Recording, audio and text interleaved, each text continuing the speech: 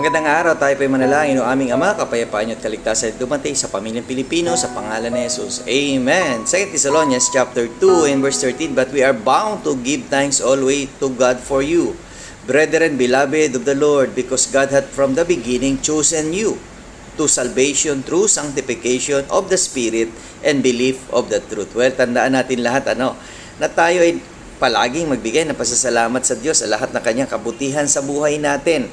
Kaya nga nawa, ang bawat pamilyang Pilipino ay magkaroon ng panahon tanggapin si Jesucristo na maging kanilang Panginoon at tagapagligtas. Tumalikod na sa kasalanan, sumunod sa kanyang kalooban at mamuhay na naaayon sa salita ng Diyos. Okay? Nawa, ang pamilyang Pilipino maging matatag ang kanilang relasyon kay Jesucristo bilang kanilang Panginoon at tagapagligtas. See you again tomorrow sa ating Strong Family Prayer and Exhortation.